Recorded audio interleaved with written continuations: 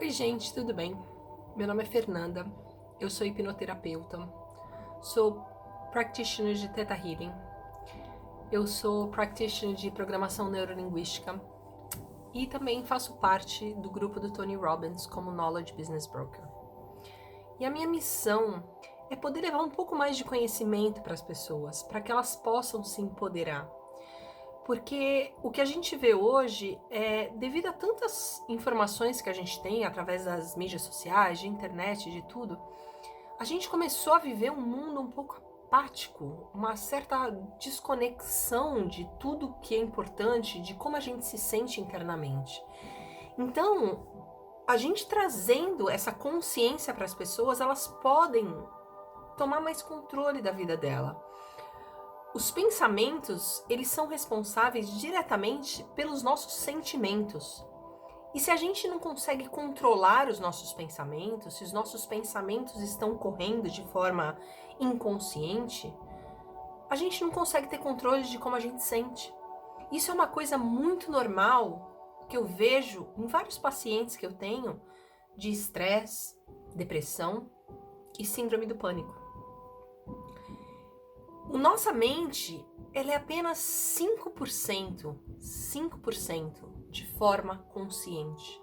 Então, o que a gente acha que a gente pode ter controle é apenas 5%. 95% da nossa mente corre de forma automática, sem você perceber, sem eu poder perceber.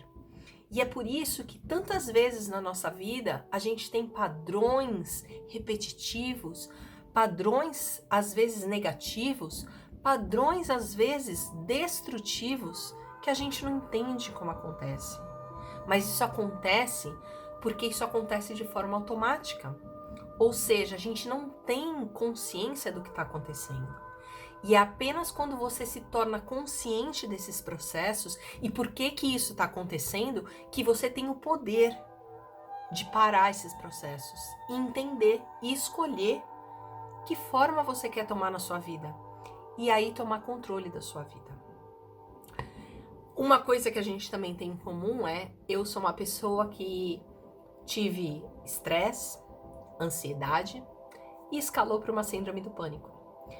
E quando eu tive minha síndrome do pânico, para mim foi muito difícil, porque eu tinha para mim que eu não queria tomar remédio. E é uma opção minha, e cada um tem a sua opção, e eu totalmente respeito, mas a minha opção era, eu não queria tomar remédio. Porque para mim, na minha mente, na minha consciência, eu tinha muito medo de me tornar refém, me tornar viciada no remédio e não conseguir sair disso. A minha opinião, eu não sou médico, eu sou uma terapeuta. Então, se você me perguntar, Fernanda, você é contra, a favor? Eu não sou contra nem a favor. Eu acho que é o que funciona para você e o que funcionou para mim e o que funciona para outra pessoa, e cada pessoa é única. O importante é sair deste ciclo.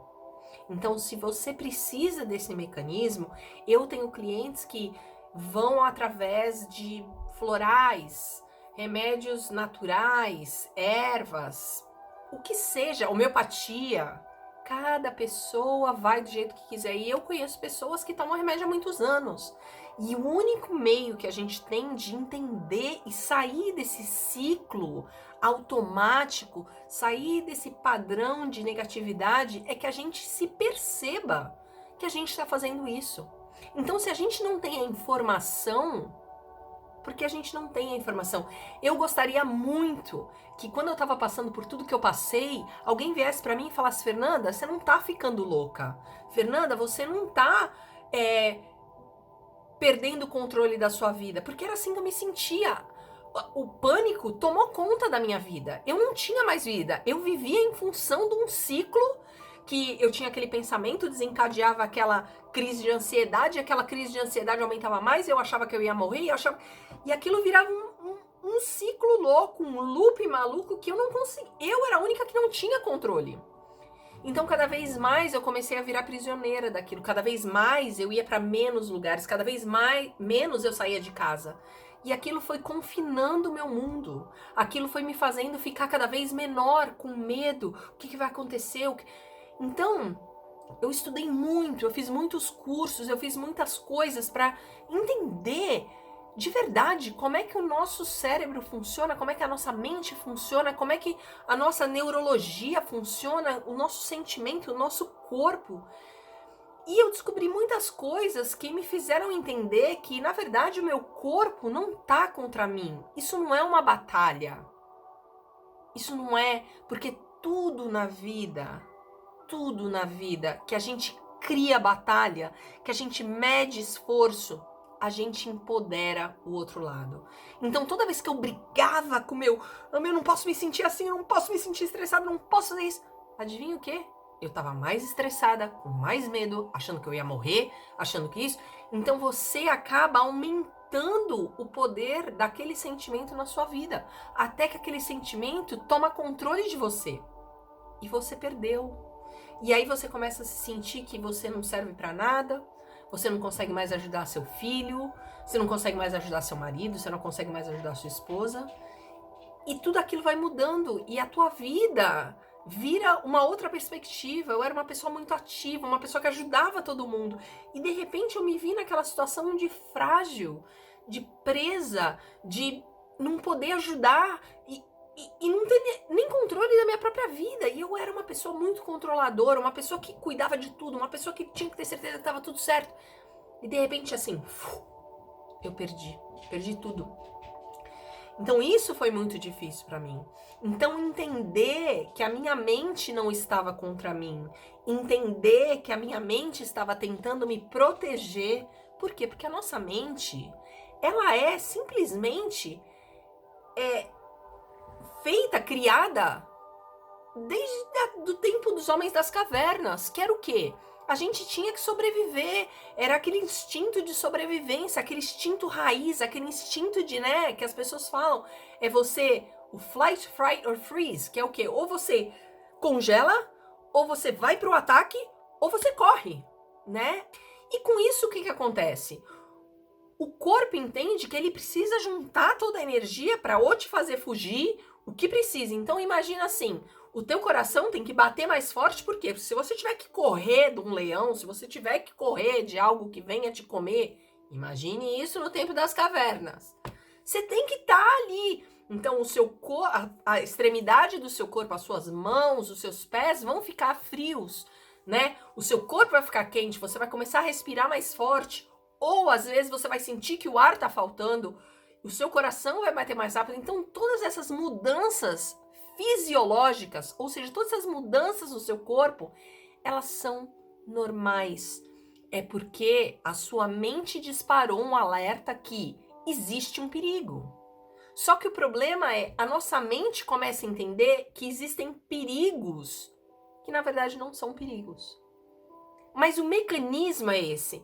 Então imagina, se você está sendo assaltado, se você está sendo perseguido por um tigre, você quer que isso kick in, você quer que esse mecanismo, ele funcione, porque você precisa correr, você precisa fugir.